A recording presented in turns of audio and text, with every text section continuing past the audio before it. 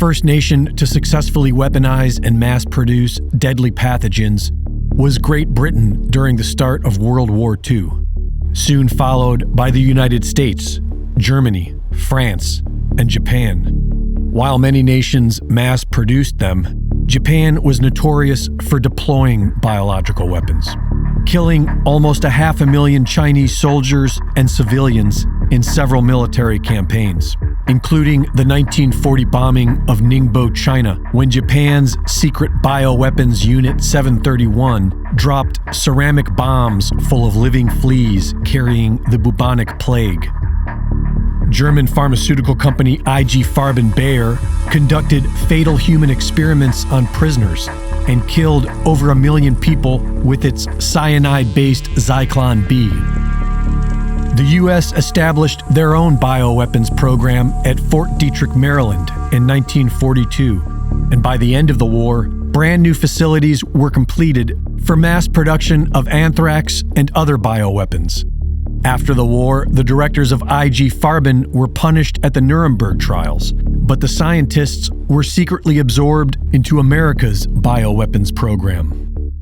Japan was planning to attack the city of San Diego, California, with weaponized plague, but they surrendered 3 weeks prior to the scheduled attack.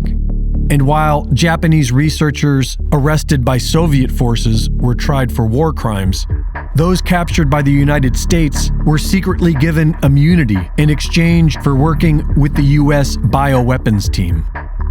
Long after World War II, the U.S. bioweapons program continued to expand with the help of Japanese and German war criminals. And in 1969, the U.S. government officially terminated their offensive biological weapons program, continuing on with a defensive biological weapons program, which was nothing more than a change of language ahead of the Biological Weapons Convention in 1972.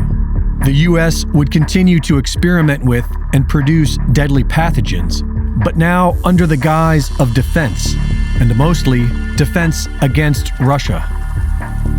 Of all the nations involved in bioweapons research, Russia factors in very little. The U.S. government claims that the Soviet Union had the biggest bioweapons program in history, but this is based solely on a mysterious 1979 anthrax leak and the lone testimony of Soviet defector Ken Alibek, who has also been absorbed into the U.S. bioweapons program, and who has helped the U.S. surround Russia with dangerous bioweapons labs. Russia is now releasing confiscated documents of the work that was being conducted in the NATO-backed biolabs they have secured in Ukraine.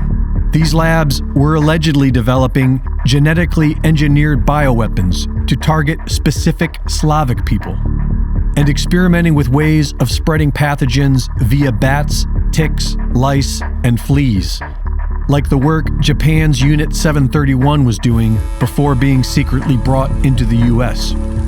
Meanwhile, Bill Gates is currently allowed to release hundreds of millions of genetically modified mosquitoes within the United States as some sort of disease control experiment. You can say what you want about Vladimir Putin and Russia, but they aren't the ones waging war against the people of the West. That would be the World Economic Forum, the big banks, and their lackeys of the Great Reset agenda.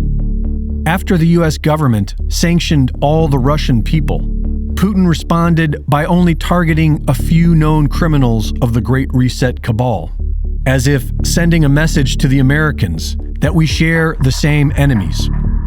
Whereas the global elites are working towards destroying the nation-states, Russia is reinventing the nation-state. Russia hopes to be the world's biggest producer of organic farming, while the globalists are pushing for genetically modified foods, bugs, and synthetic meat.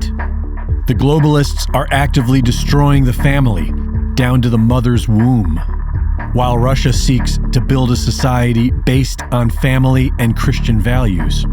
The Russian government provides fallout shelters for the civilian population to potentially survive a nuclear war. And the U.S. government has absolutely nothing for the people. We are on our own, but FEMA reminds us to remain socially distanced while our government robs us blind and starts a nuclear war.